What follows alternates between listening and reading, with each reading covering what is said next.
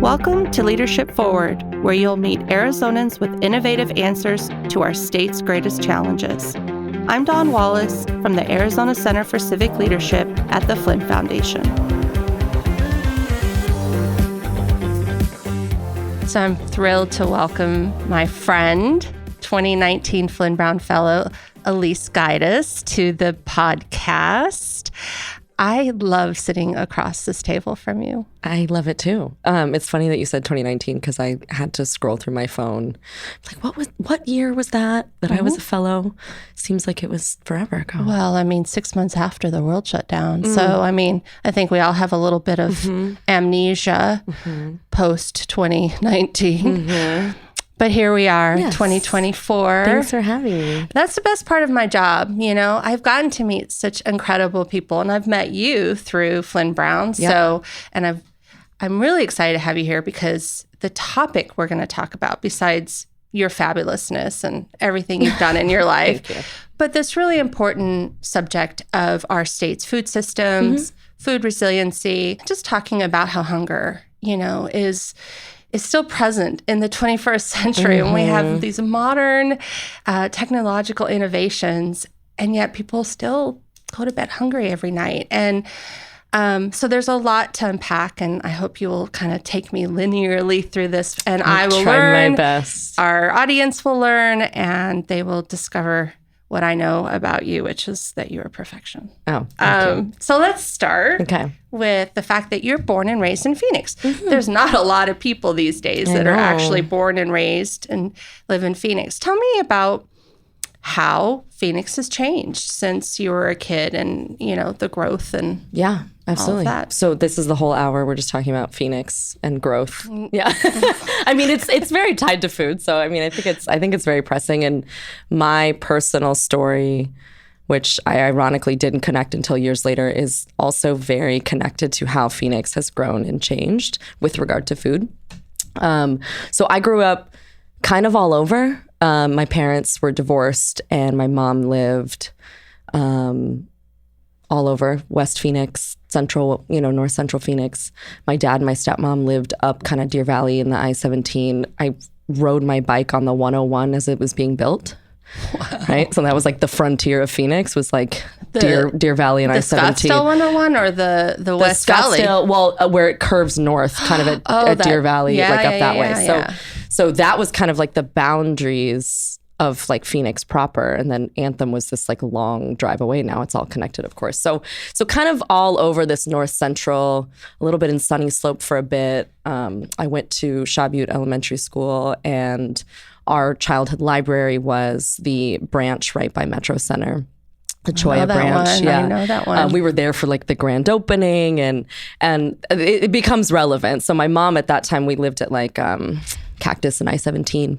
And from our backyard, it was the corner of our neighborhood. If you looked in like over our fence, you looked across the freeway and you could see Bash's'.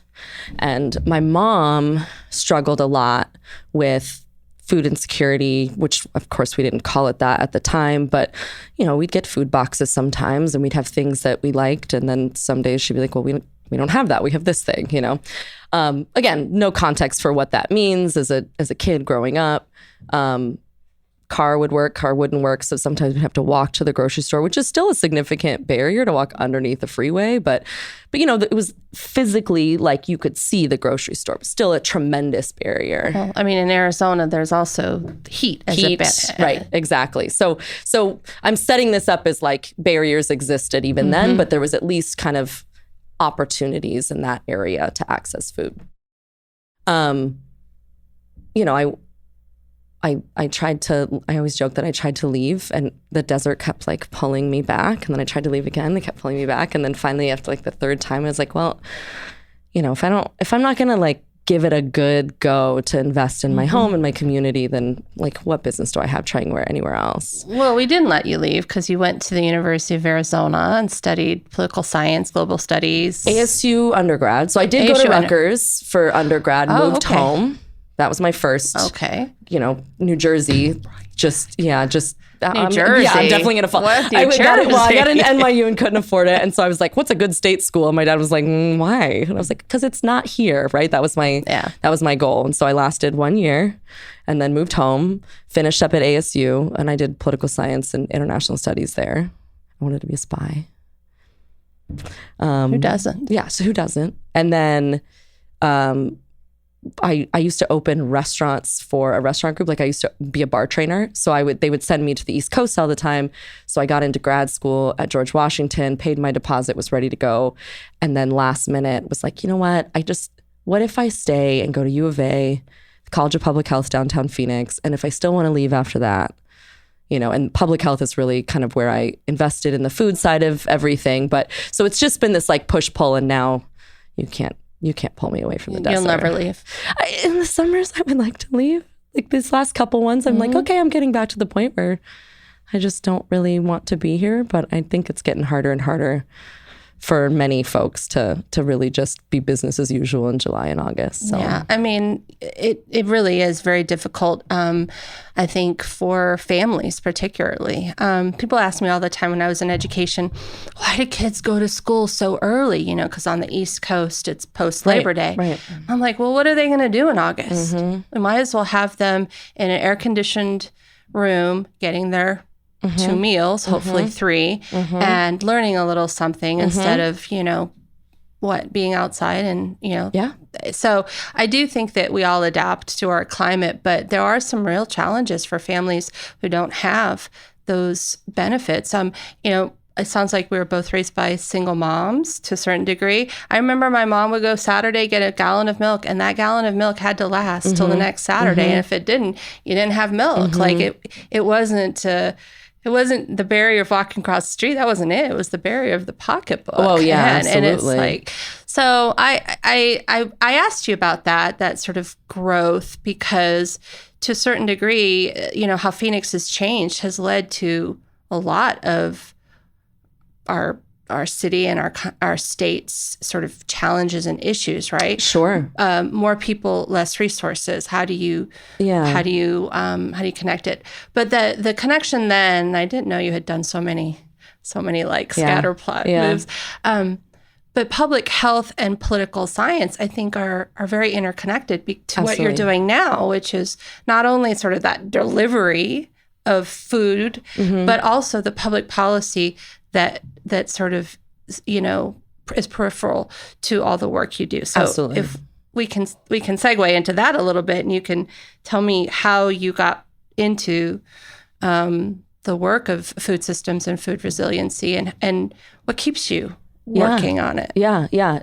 Great question. So, my kind of path into public health, like I said, was a little bit through poli-sci and kind of this more political world in general, and also recognizing like the deep need for policy work in general. And I was working in a behavioral health office at the time, just kind of a one-off job, and really got an understanding of just how broken the healthcare system is, and recognizing that my parents were split. My dad worked for county court system forever, and so we had very stable insurance, and so I didn't know anything from everything until I kind of got into the system and realized just how fortunate we were to be on the good side of a broken system.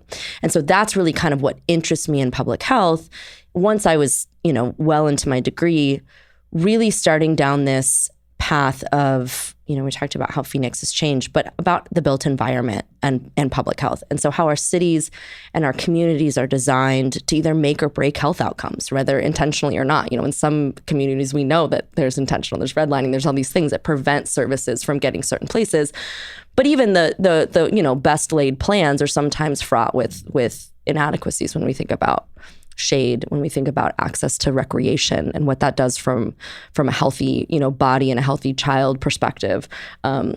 What we now call the social determinants of health, which we weren't calling it that, when I was in grad school, is just this whole idea about how a city is designed and how health outcomes can kind of really influence city design and things like that. Access to transportation, access to food, those type of things. So my internship project, my kind of thesis project was with the city of Phoenix, with the Plan Phoenix Commission. So, the general plan's a rewrite every 10 years. And I worked under the planning and development department, which especially at the time was arguably the farthest away from public health. All of those sweet planners were like, what is she doing? And I really tried to push for some health policy in the new rewrite of the general plan.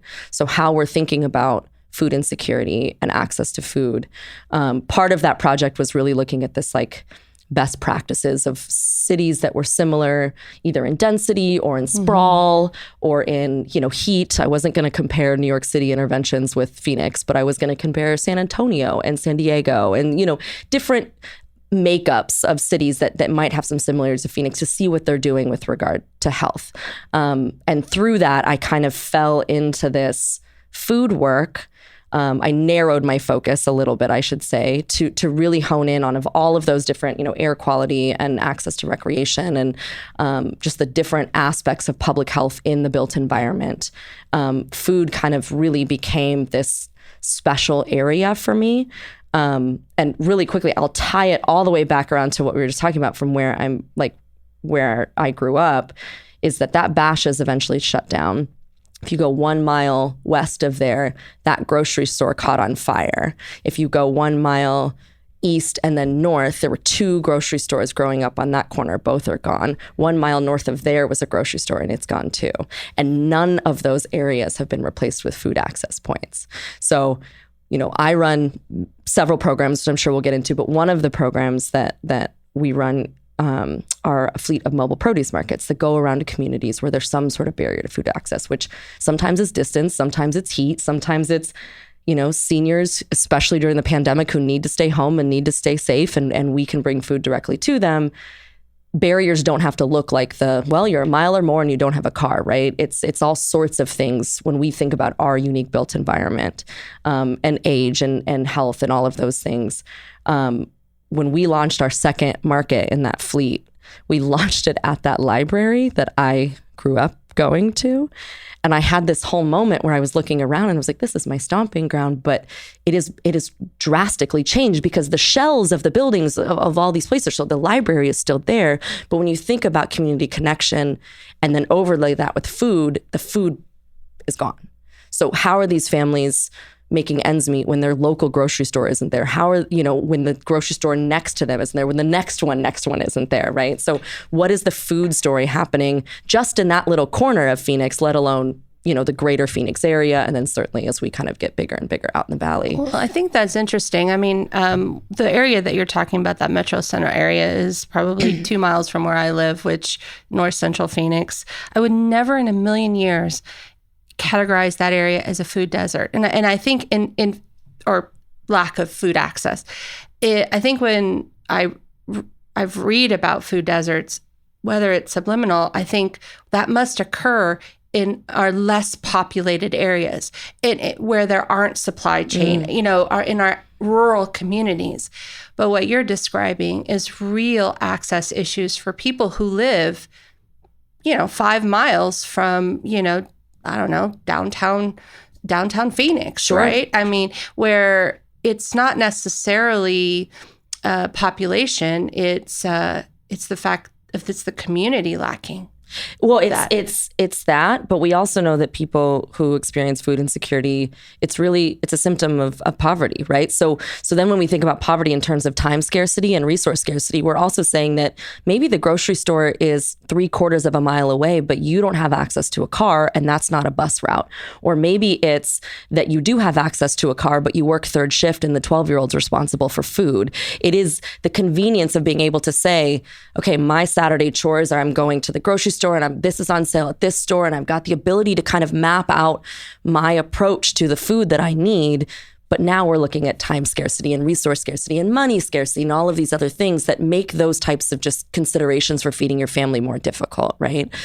I mean, beyond the heat, are there any sort of unique challenges our state has as compared to other states in terms of food scarcity? I mean, we certainly don't lack for agriculture here. What makes it so that we that our state sort of suffers from? I mean, what are the hunger stats? Let's begin with that. You know what? I should have done kind of a more recent deep dive for this, because I work a lot in hunger, but I work a lot in kind of flipping the narrative around availability, accessibility, and choice. And so we also recognize that families who are maybe right above the poverty line or fine, and we're saving them a trip to a grocery store, or we're creating opportunities for their kids to connect with food in a different way, is a different level of health and wellness and community connection.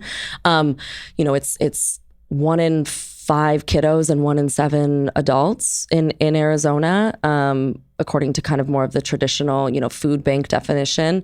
For me, though, it catches a little bit differently. And to your question about what's unique, there's so many things that are unique about Arizona in an abundance mindset and in a scarcity, right? We've got sprawl in a different way than almost any other place in the country. I mean, you just drive and drive and drive and drive, as we all know. And that's great when you think about, at this square, block, you've got these 3 options at this square block. But then when you think about these mergers that are, happening with grocery stores and the price changes that come along with that in some of these rural towns where maybe there's 1 grocery store left, sometimes not. And now you're talking about transportation and accessibility. Tombstone, Arizona, I did a lot of work with a community group there. And, they brought me on. They said, well, we want a grocery store. And I said, I would love to get you a grocery store. But 1,300 people and an average age of 65, you're not going to get a grocery store to build a brick and mortar store. Like, there's no market impetus for that. Not even a local business, like a local farmer, co-op-y kind of thing? Could be, but you've got to have, all of these other considerations met. You've got to have market demand for it. You've got to have days that make sense. And so we kind of looked at other options, right? How do we bring more than just food bank, emergency food system once a month to them? How are we connecting them to a shuttle that will get them to the food city in Sierra Vista? How are we thinking about, community gardens, which, unpopular opinion, I am not a big fan of in terms of solving food insecurity, because I don't have the time or means to grow my own food. But now we're saying that folks with limited resources, time, a scarcity of kind of resources in general, it's a great learning tool and it's a great opportunity for community connection. It's not a great tool to solve someone's hunger. But to your point about Arizona, the uniqueness of living in what we think is an arid desert is actually a desert of abundance in terms of what we can grow. Yuma is the salad bowl of America in the winter months. We supply the greens for the rest of the country. And so we've got this interesting shift from a large scale farming perspective, this commodities perspective that has been very comfortable in, certainly cattle raising and crops back and forth. We bring stuff from California, we grow tomatoes, they go to California, that kind of thing. I play a little bit more in the, I would say, mid to small scale space, where those local farmers, those smaller Arizona farms, what we consider like subsidy crops, which are just, or specialty crops, which are just fruits and vegetables, those smaller fruits, specialty crop farmers have a lot more of a difficult time. There's a lot more barriers that exist for them to grow food in a sustainable, equitable way. And then, the one thing which I know you and I have talked about a little bit is water, which is a completely different consideration on everything. So we've got almost this juxtaposition of enough water to grow the food that we need or enough water for the people that we need. But when we're trying to do both, we're going to start bumping into some issues with true, sustainability and scarcity in that way. Well, so what in the ecosystem of food work, who are the players? Like food banks, farmers? Can you give me a sort of context for that? To the best I can. It's a huge world, right? Who would be your partners, I guess? So our for Activate Food Arizona, so for my nonprofit, our partners are predominantly food system network providers. They are some policy folks, DES a little bit, which plays in the SNAP space, which I know we're going to talk about a little bit. But I work very closely with an organization called Pinnacle Prevention, and they're kind of our catch-all for some federal and state opportunities for funding. They funnel a lot of opportunities to farmers, to regional growers, to networks, food system coalitions in different regions throughout Arizona. We do a lot with them in terms of incentives for our customers. So Double Up Food Banks comes as a state yes. and federal appropriation through DES to Pinnacle Prevention. And our mobile markets take double up food bucks. So that's kind of an easy way where we play ball. But the Department of Ag does a lot of work with food and with farming across the state. Obviously, they do a lot with cattle ranchers and with ranching in general, with helping think about distribution of food networks. I used to serve on the Food and Ag Policy Advisory Council, FAPAC, with the current director of Department of Ag, with Paul Brierly, a former Flinn-Brown Fellow.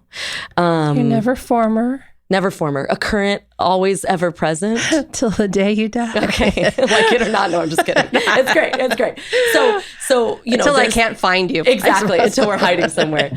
So there's certainly these kind of bigger state agents and actors that play. And then, my day-to-day are senior centers, apartment complexes, small scale growers that need an outlet for their food, access points, larger wholesale distributors that distribute to grocery stores, and we buy, some weekly products from them. Bananas and avocados are our best-selling items, especially to our seniors. And I'm not an Arizona grown only, because if the seniors want bananas, I want to give them bananas. That's their food choice. They want to make that choice. I want to give it to them, right? So it's a little bit of everybody, because I think one of my feelings that kind of perpetuates this idea of food deserts as being these different places, or people experiencing hunger as being this kind of what we think about as like those USAID emaciated children infomercials. And we know that is far from the truth. It's really an abundance of highly processed, and a removal of choice, and a removal of the freedom to make your own food choices. You're kind of beholden to the community. And if the community's got fast, convenient,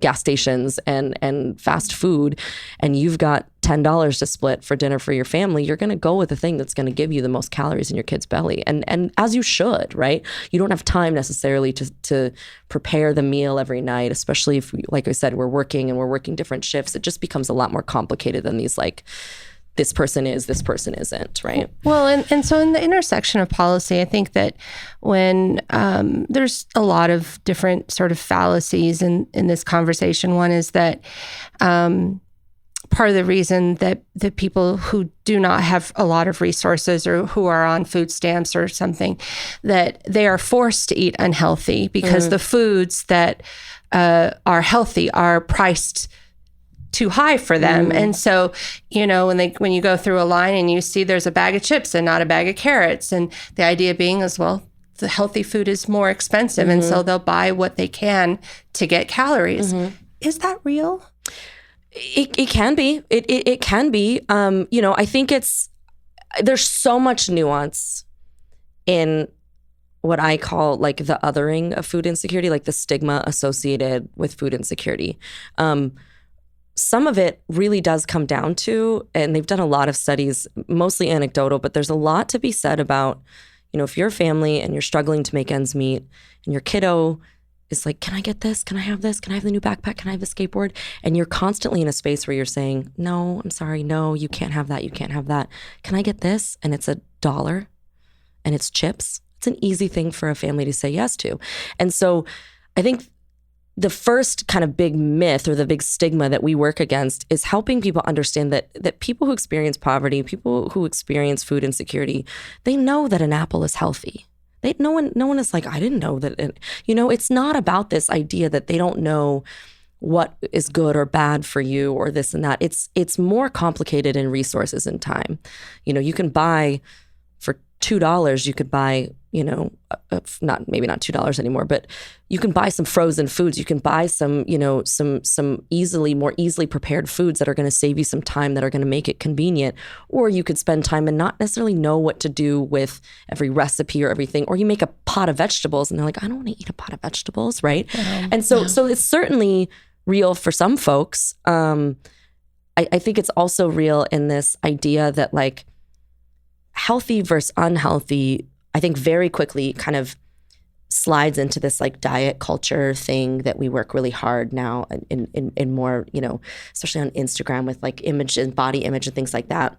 But it's to the extent it's an issue, it's a societal issue. And what we do in these conversations is we kind of put it on the backs of people experiencing poverty to somehow be these like moral authorities of bad like healthy versus not, right? We all make bad choices. Everybody's making bad choices. I call it secret fries. Like whenever I go on a road trip around the state, I'm only a secret to myself. I get secret fries and I love my secret fries, and I get a Coke like 3 times a year because like all that sugar makes me, but I do it and that's fine. And so and if I did it for dinner every night, that would be okay because it's my choice. And so it's a very interesting thing in these like, I would say this like pro opportunity and this like pro freedom mindset to say, well, you don't deserve the same freedom to make your own food choices. I can make these choices. If I want to choose the unhealthy option 3 days a week or 4 days a week, that's no big deal. I have the means and affluence to do so, But if you're kind of making ends meet and maybe you got a paycheck and you're using food stamps or SNAP benefits for what you need to, but you've got some extra money to spend and you go to McDonald's, that's somehow kind of a moral failing for somebody experiencing poverty. And so that is kind of this space that I play in, is really normalizing this idea that like you make the choices that you make for you, and those are the right choices for you. Now let's let families who are experiencing poverty or food insecurity make the choices that make sense for them. Is there room for education? Yes, there's room for education in every facet of American society, affluence or not, right? And so we can create more opportunities for learning by normalizing and making access to healthy food fun, accessible, convenient, interesting, especially for kiddos on my markets, right? How do we kind of change, then flip the script to make this kind of a gathering where people enjoy these opportunities? So speaking of kiddos, you said 1 in 5. Presumably many of them are school-aged children and that get the benefit, hopefully, of a breakfast and lunch. Mm-hmm. And in some communities, food goes home with them over the weekend because they don't have that at home. And that's part of the national school lunch program, which, I've never really understood why there's so much controversy over feeding kids. I can see where you get into that whole, adults should be able to take care of themselves kind of a thing, but feeding kids, is that a solution? Should we be relying on that the same way that you and I have talked about this notion of we can't food bank our way out of hunger? Can we school lunch our way out of hunger? Or are they different? So I think that they're a little different. They're certainly connected, because the interesting thing about food and food insecurity and food policy and all these things is that we're always talking about the immediacy. When we leave here today, like, what are we having for lunch? What we need to feed our bodies today. We're going to feed our bodies what we're going to feed our bodies. And then we're also talking about the long-term solution when we think about a food system, and how we think about everything from distribution networks month to month to like long-term sustainability of growing food and commodities and everything in this country in the next 30 to 40 years, right? So that weirdly seems like too grand, and that is part of lunch conversation. Kids are hungry, not I might be hungry in a month from now, I'm hungry today. So we know that empty bellies means that kids can't learn as clearly, that they have sleep issues, which leads to development issues. We know, studies that it's well documented that it is harder for kids to learn when they don't have food security, right? So in the short term, yes, it's an opportunity for kiddos to have one less thing to worry about. And when you're a kid experiencing poverty or growing up in poverty, you might not know all of the intricacies of like what's going on in the home and how hard it is, but you maybe hear really tough conversations about making ends meet, or lights getting shut off, or not getting the school uniform. Or, I remember a kiddo when I was growing up coming home or coming back to school at the end of the day, and they'd been on a field trip where they just got to go shopping all day. And I was so upset. It's like, I want to do that. That looks so cool. They just got this whole bag of clothes and they got all this stuff and they got to get out of school all day. And I had a teacher who was like, listen, like that kiddo doesn't have enough to get the school clothes that he needs for the year. And that was like a stark reminder that, to the extent that my mom struggled to make ends meet with regard to food in our home and all of this stuff, that it's so nuanced and different, to where I didn't have to have school breakfast and lunch. At the time, it was very different because you also got a stamp and you got a really crappy piece of bread, and they were like, be happy with what you got, right? And so now at least we're universalizing the idea that like kids can just come to school and they can eat, and kids with means and affluence can do that, and kids without can do that. And it's the same universal opportunity for kids to just show up and be kids, and they can learn and they can eat and they can trade the apple for the whatever. And it's just another space where we're taking away this kind of stigma and restriction so that kiddos can learn and they can be present. Yeah, I think one of the more smartest things that the schools did is they introduced this notion of breakfast in the classroom. And my daughter was a part of that, where the stigma went away. Everybody sort of ate. There was a spirit of community, right? You were sitting at a communal table. Kiddos got to trade the foods that they liked and didn't like. But more importantly, I think it was that this notion of community was embedded in the school day right at the very beginning, and it sort of just continued on. And I saw it more than just feeding kids. I was more feeding their minds and their hearts too, because nobody had to worry about it. But let's talk a little bit more about what you think with the short term, food banks, school lunches, things, church pantries, food pantries, things like that. Those address immediate needs. That's the emergency food system, right? Yeah. But sustainable food systems is the ultimate long-term solution, right? So how do you get there? Like, is there a silver bullet? Is there a solution? I mean, I do think it's kind of weird that we privatize food, right?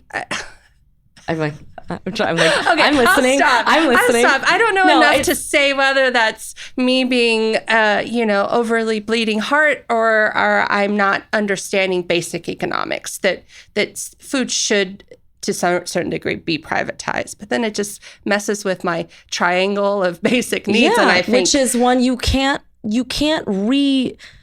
fashion the triangle to not include food for survival. I mean, like if we're talking about community and connection and memories and like tastes and culture and all of, like, food plays such an important role in all of that, right? Community connection, family connection. So we could have an entire podcast just talking about that piece. But if we're stripping it down to food is a basic need for survival, and we don't always get it right in terms of access to housing and access to water, but we understand that those are also basic needs that the government should play some sort of role, or society should play some sort of role in guaranteeing and protecting for people. Access to air, like it's not I'm breathing this space and therefore I'm responsible for getting my own air. Air quality is something that we've all decided that is a communal, collective understanding for a need for us to survive. Access to clean water, access to basic shelter, right? We have this kind of Maslow's hierarchy of needs, right? We've got these basic, and food is one of them. We can't survive without food. And so to your point, it is a really interesting space to play in, to say, yeah, but that one can be fully up to you. That one's up to you, or, an emergency food system for you to fix. Stripping out all, like, everything I just said about preference and choice and religious preferences in terms of food and allergies, right? Like it's basically saying this basic need that you get to say, I like this, I like that, I want nuance. Ooh, I want to add this, I want to have this as part of my weekly, food meal plan or whatever. You can have food, but you don't get to play in that space at all. You've got to take what you can get, and you can, and I'm not saying that food banks do that. I'm saying that we've increasingly moved into a space where solving food insecurity is just like distributing food as it comes. We get this in, we get this out. It's not a conversation around choice and opportunity and the choices that I want to make for myself and my family. And which is a very, freedom, kind of a conservative idea about, like, I'm making the choices here. I would like the autonomy to make what makes sense for me and my family in my food, world. So to your point, no, there's no silver bullet. And please direct me to the podcast where any of your guests have ever yep, there's one thing, because I would love to learn, because of course it's complicated, right? But I mean, we haven't even talked about the impact of climate, technology, right. And there's obviously equity issues. Yeah, but depending on where you live and absolutely. So there are. I mean, that was a test. You were supposed to say no, but there's no. I was like, who says yes? I want to meet them. Well, that's what they used to ask me. Education, Dawn. What if you could do one thing that would solve this problem? What would you do? I mean, I guess I could say, teachers and school buildings and curriculum and stuff. Absolutely. But they're all levers, right? You can flip one but I think that's what people in public policy expect, right? Either the policymakers that are seeking that advice or those of us in it who are sort of in our own sort of narrow lane about this could solve this problem. If we had more money for food banks, if we made it free for all kids to get free lunch at school or whatever. But that's not the case because we still have a supply chain issue. We still have water issues. We still have the impact of climate. We have technological advancements or that are either helping or hurting. Maybe you could tell me. Technology is always not the greatest in terms of creating equity amongst people. Yeah. But anyway, I tell me if there is something though, like sure. What's the systemic policy that we could maybe get around that could help? There's 46% of Arizonans are on SNAP. 50% of our population needs help getting food. Yes. And also, you can look at that to say that we know that SNAP is a driver out of poverty, right? And so restricting SNAP benefits and making it harder. Talk a little bit to the audience what the SNAP and... So SNAP or Supplemental Nutritional Assistance Program. SNAP benefits are formerly known as food stamps, right? They come in the form of a electronic benefits EBT card. Depending on your family size and where your income falls in terms of the poverty line, the federal poverty line, you're allocated a certain amount. I haven't run the numbers, but it's not a lot.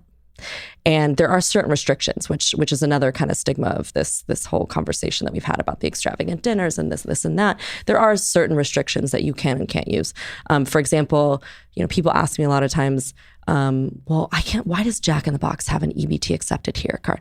There are folks who don't have kitchens, right? There are folks who don't have the ability to prepare their own food. And so saying you can go to the grocery store, but you can't buy the rotisserie chicken and you can't buy this thing and you can't buy that on SNAP benefits, get the broccoli, and they're going to be like, great, I'm going to have broccoli, right? So those are a special benefit for those folks that don't have access to kitchens. They can use their EBT benefits on prepared foods, but normally you can't use it on prepared foods, right?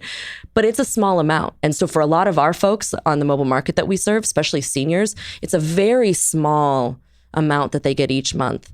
And we're all feeling the cost of how expensive food is. We're all feeling the pains in different ways. And so for those folks where their incomes don't go up much year on year, right? They might get an income adjustment for Social Security, but it's not moving them into the fancy gated community 1-bedroom apartments. They're, in a subsidized housing community where every dollar counts a lot.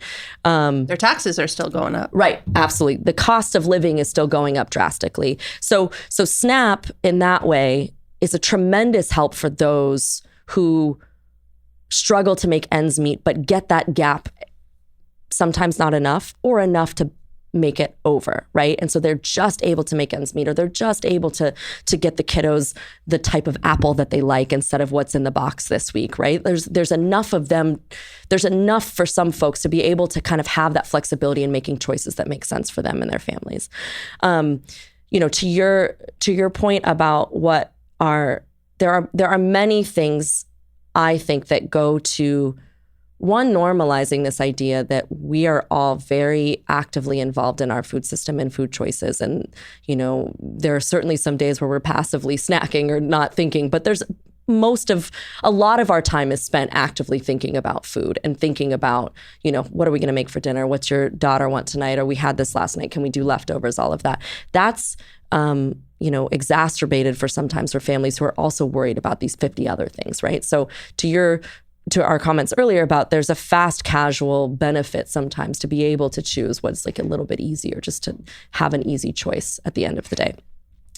There are things that consumers who have means can do to make it easier for folks that have barriers, right? Supporting local foods and local farmers. The farmers that I'm, talking about, the small scale farmers, the lion's share of water that they use, especially those folks who have grown or been in farming for generations. We know water scarcity in Arizona.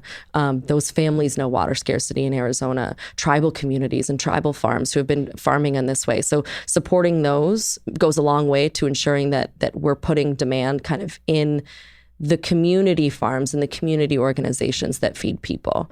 There's a lot, I would say I'm less versed, but still just as interested because it hits all of us about these kind of like bigger merger conversations and what it does to food and food system when you create an abundance of choice. And, my mobile market is 10 years old. And I'm really proud of that because we use old buses. Stuff, I was telling you earlier, stuff melted off of our bus this summer. And we have a very unique and special relationship with our community that I'm grateful for. But the other side of that is that when we don't show up because our AC is broken or, something breaks on the bus or staff call out or staff get heat, like heat exhaustion, those folks don't eat all the time. Sometimes they do, but sometimes they don't. And so for me, it's more of how are we creating connected communities where choice is baked into the fabric of how we live? How are we creating opportunities for people to access healthy food where they live, work, learn, and play? How are we normalizing just, I don't want to say an abundance of food in terms of excess, but an abundance of opportunities for people to make choices for themselves and the families that aren't expensive. I want to be one of 50 solutions. I want a market where everybody's got opportunities. Sometimes I go to Sprouts, sometimes I go to Fry's. Sometimes I'm over here in this area and I can, swing by the farmer's market, or I shop on my mobile market right at the end of the week when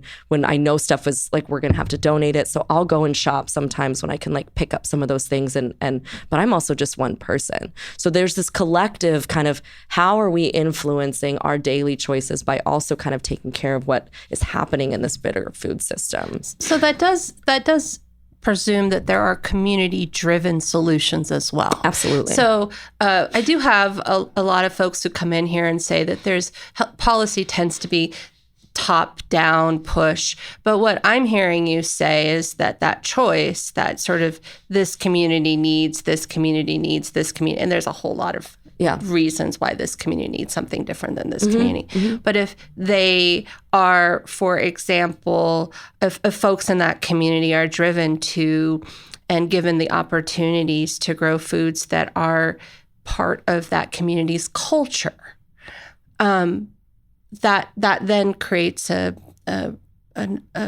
cause and effect, mm-hmm, right? Mm-hmm.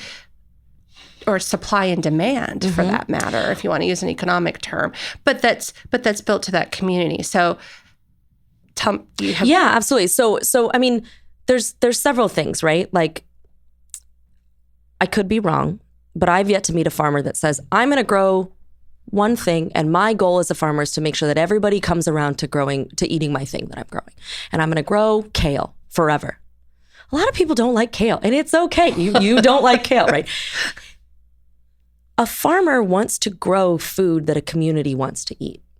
And I've kind of adopted that mentality. And, we call ourselves a do tank, not a think tank, because the think tanks are very important. And there's more and tons of work that needs to be had in the idea of policy plans and policies and change.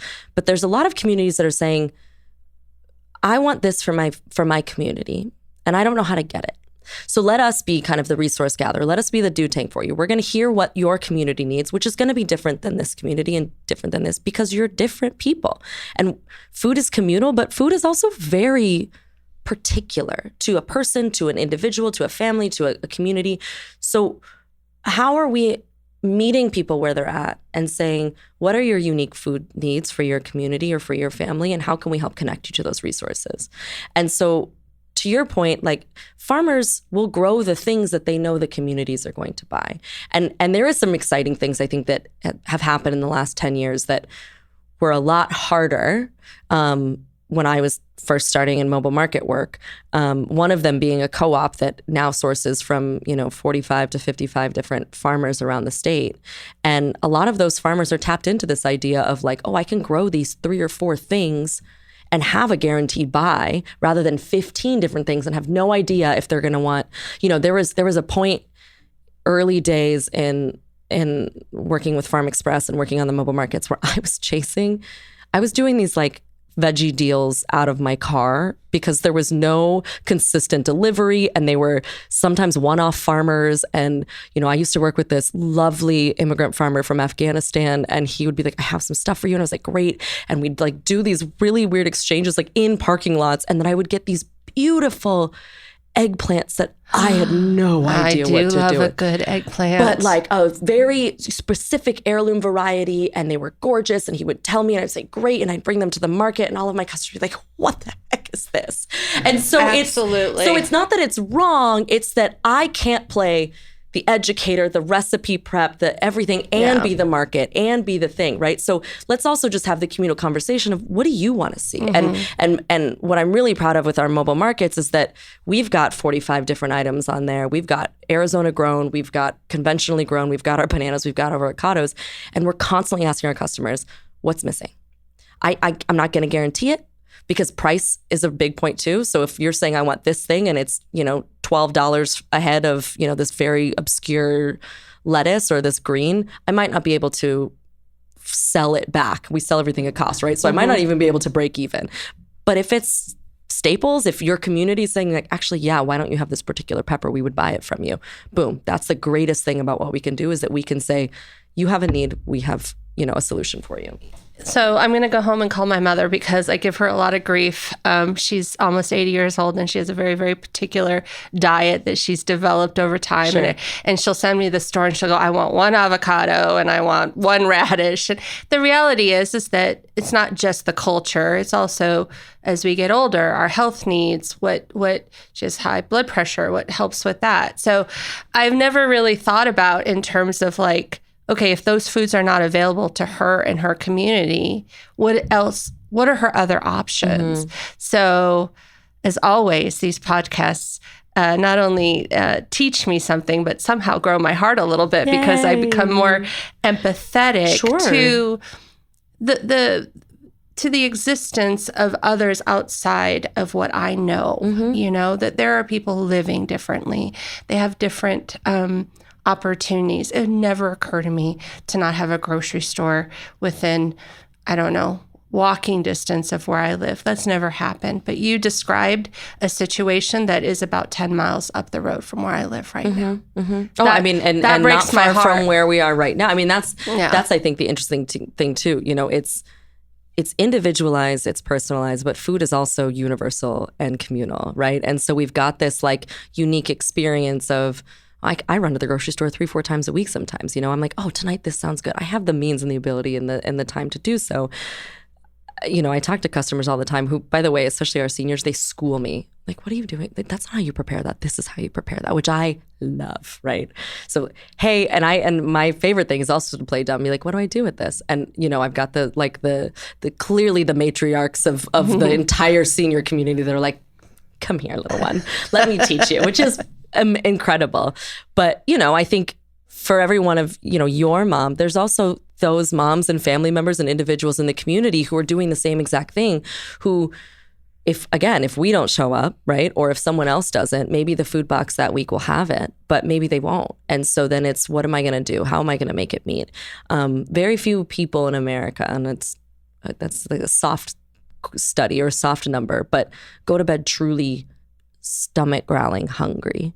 It's more that we've kind of stripped out this preference and choice and kind of moved to this convenience, to this what is going to be the best bang for my buck. Because like we said, everybody is kind of searching for those deals right now. But when you're searching for those deals and you're feeling it on such a, bigger level in so many different ways, that it becomes an important way for someone to, even in a moment, connect with their neighbor on the bus, I just did this survey and it's anonymized. And so I don't know. One of my customers said, you guys helped me so much. Today I wanted salad. Boom. Now I have salad. And I've been all week, I've been like, boom, now I have salad whenever I get something done. But that's the type of thing is like, maybe she gets salad somewhere else. Maybe she, is able to get to the grocery store. But some of our customers live within walking distance, maybe 3/4 of a mile. And they've told me, well, we can't buy melons and milk at the same time. We have 2 kids and we're walking down the street on a busy street and I can't hold all of that in their hands. We can't buy cucumbers sometimes and go on the bus because the corners of the cucumbers smash underneath the heavy items. We can't buy the clamshell of the tomatoes because they break in the bag and they roll around the bus. So there are barriers that exist even when we think about proximity if you don't have access to a vehicle, or if your vehicle, we couldn't afford gas this week, or we're splitting the vehicle with another family who's working, and whatever the thing is, right? There's so many different reasons why that simple, like, can you go to the grocery store and get me A, B, C, becomes more complicated for some, right? I'm really glad I talked to you today. Me You've too. schooled me in many, many ways. And I think it's important. I think you should be at the seat at the table when we're talking about water and when we're talking about environmental issues, when we're talking about our economic policy in this state, when we're talking about schools and how kids learn. Food is the central, it's sort of the Venn, in the middle of the Venn diagram of everything that's happening.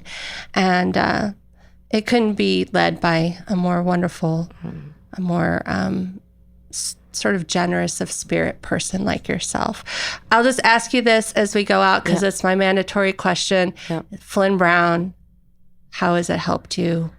Have you benefited from the network? Oh my gosh. Yes, done. Yeah. No, I mean, tremendously so. It not only has it opened my perspective in this particular field, right? But the ability to call my fellows, my friends, the ability to be in a town for a conference and be like, hey, I'm going to be in town just because I've met them through Flinn. That's really important to me. My dearest friends were my dearest friends outside of Flinn, and they've become closer because we have an opportunity for this different connection in this point of our lives. And I met you, which just has transformed my life in many beautiful ways. So, Mutual Admiration Society. Thank you, Elyse, for being on the podcast and sharing the things that mean so much to you and reminding us that our bubbles are, should be burst sometimes so that we can see how the rest of the world. It never would occur to me to be worried about my tomatoes with my melon and my milk because I put it in the trunk of my car and I've got a little thing for it. But I imagine now that was probably a worry of my mom's as she was on the bus coming home. And it never occurred to me that that's what she worried about. And dinner was not the most important decision she was going to make during the day. It was probably the least important compared to everything else. So a lot to think about. Thank you. Thank you for being with us. Thank you.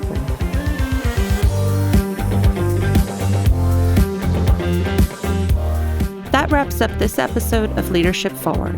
You can find out more about the work of the Arizona Center for Civic Leadership at our website, azcivicleadership.org.